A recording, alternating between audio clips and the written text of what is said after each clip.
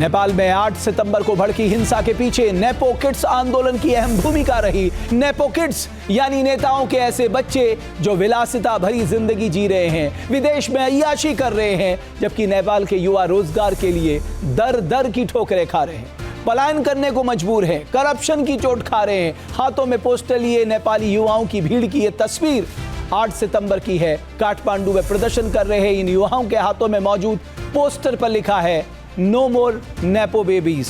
प्रदर्शन के दौरान सोशल मीडिया पर hashtag nepo kid, hashtag nepo baby और hashtag politician nepo baby Nepal trend कर रहे थे।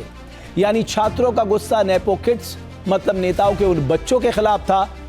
आप सोचिए, समाज का एक तबका मुफलिसी में जी रहा है, गरीबी से परेशान है, बेरोजगारी की मार झेल रहा है, रूस और इजराइल जाकर भाड़े का सैनिक बनने को मजबूर है।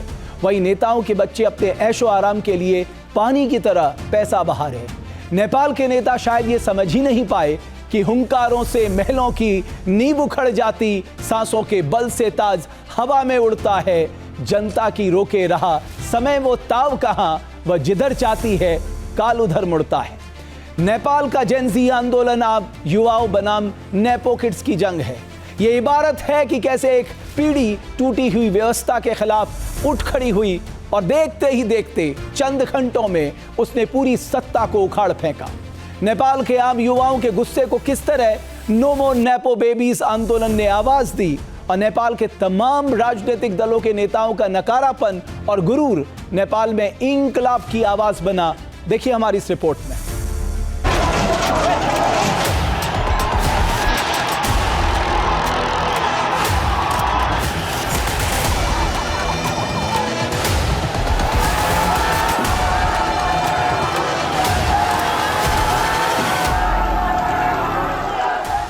दहकते, सुलगते और जलते नेपाल की ये तस्वीरें 8 और 9 सितंबर की है।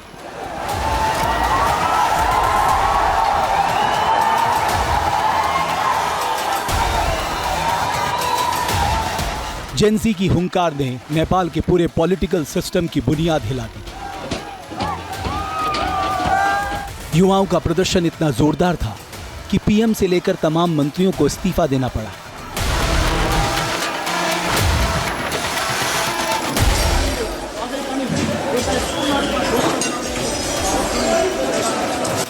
लेकिन बड़ा सवाल यह है कि नेपाल में सड़कों पर युवा क्यों उतरे?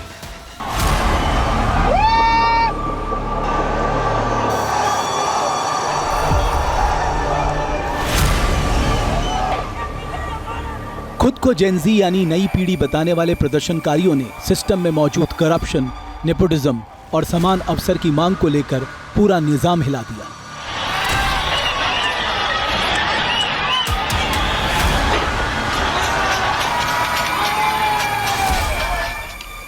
जेनजी ने सोशल मीडिया साइट्स पर नेपो बेबी ट्रेंड चलाया और युवाओं को एक साथ जोड़ा, और इसी नेपो बेबी ट्रेंड को नेपाल में तख्तापलट की बड़ी वजह बताया जा रहा है।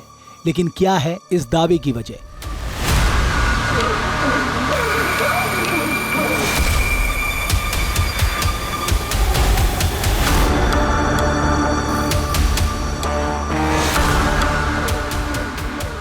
और नेपो बेबी आंदोलन क्या है, इसे समझते हैं। 3 लाख का बैग, 15 लाख की घड़ी। सोशल मीडिया पर नेपाल के नेपो किड्स की लाइफ पर किए गए इन दावों ने नेपाल के आम युवाओं के गुस्से को चरम पर पहुंचा दिया।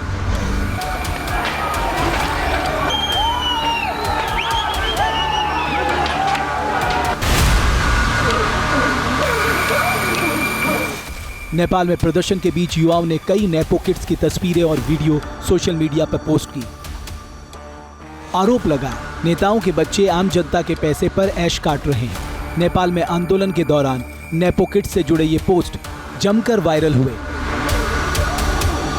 इनमें लग्जरी लाइफ का मजा लूटते नेपाली पॉलिटिशियन के बच्चों की तस्वीरें और वीडियो शामिल हैं। दावा किया गया है कि लंदन से पेरिस तक ऐश काट रहे ये नेपो किड्स नेपाली जनता से लूटे गए पैसे उड़ा रहे।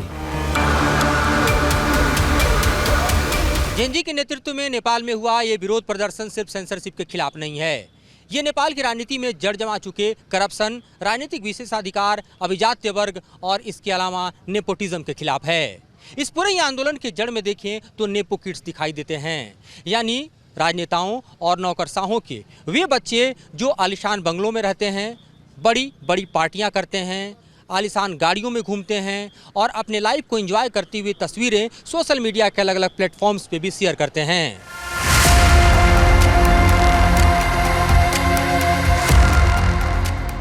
ये मुस्कुराता चेहरा है नेपाल की ब्यूटी क्वीन कहलाने वाली शंकला खातीवाड़ा का। शंकला नेपाल के पूर्व स्वास्थ्य मंत्री विरोध खातीवाड़ा की बेटी है। उनकी luxury life nepo kid campaign में सबसे ऊपर रही।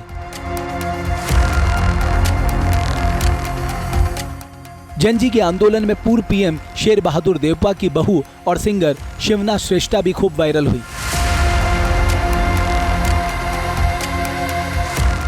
नेपाल के पूर्व प्रधानमंत्री पजंड की पोती स्मिता दहल भी जेनजी के निशाने पर रही।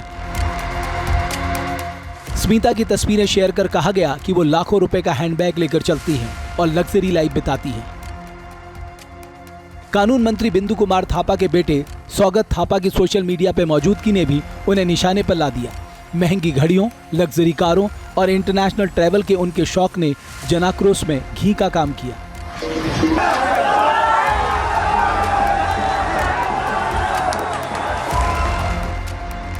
#NepoKid, #NepoBaby और #Politicians NepoBaby नेपाल के जरिए नेपो किड्स और नेपाली नेताओं की शानो शौकत भरी लाइफस्टाइल को नेपाल के आम लोगों से जोड़ने की कोशिश की गई। दावा किया गया कि किसी नेता के जूते लाखों के हैं तो कोई नेपो किड 5 लाख की घड़ी पहनता है। इन सोशल मीडिया पोस्ट में पूछे जा रहे सवालों और किए जा रहे दावों ने नेपाल के युवाओं में ऐसा गुस्सा भर दिया, जिसके बाद इस देश के मौजूदा राजनीतिक सिस्टम से नौजवानों का भरोसा उठ गया और काठमांडू की सत्ता हिल गई। नेपाल की युवाओं में राजनीतिक व्यवस्था को लेकर घोर हताशा और निराशा थी। जनजी का नेतृत्व करने वाले युवाओं का कहना है कि उनका विरोध किसी एक राजनीतिक दल, किसी एक राजनीतिक नेता या प्रधानमंत्री के खिलाफ नहीं था। उनका विरोध दरअसल उस ओलीवाद के खिलाफ था जो योग्यता के बजाय वफादारी को तरजीह दे रहा था, जो काम के बदले करप्शन को प्रश्रय दे रहा था। नेपाल की युवा पीढ़ी सवाल कर रही है, क्या लोकतंत्र में सिर्फ नेताओं के परिवार को ही सुविधाएं मिलेंगी? क्या जनता का पैसा ऐसे दिखावे में जाएगा, जबकि आम लोग 2 वक्त की रोटी के लिए जूझ रहे हैं? रबर की गोलियां और असली गोलियां खाने वाले प्रदर्शनकारी खैरात नहीं बल्कि अपना हक मांग रहे हैं। वे सम्मान मांग रहे हैं, समान भागीदारी और समान जवाबदेही का भी हक मांग रहे हैं। ये कोई भावनात्मक मुद्दा नहीं है, बल्कि ये एक ऐसा मुद्दा है जो आंदोलन में तब्दील होकर नेपाल में सार्थक बदलाव चाहता है। इस विरोध ने साफ कर दिया कि नेपाल में अब सिर्फ चुनावी बदलाव नहीं, सामाजिक जागरूकता की लहर भी उठ चुकी है। सोशल मीडिया बैन, सत्ता के दुरुपयोग और व्यवस्था की असमानता के खिलाफ ये बगावत अब केवल गुस्से का नहीं बल्कि बदलाव की मांग का प्रतीक बन गई है।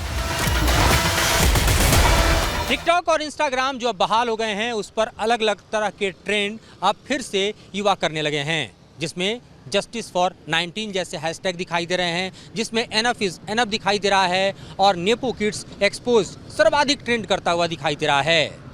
इस आंदोलन के बाद अब युवा और ज़्यादा संगठित और ज़्यादा हम देखें तो राजनीतिक रूप से परिपक्व और ज़्यादा सोशल मीडिया पर धारदार दिखाई दे रहे हैं।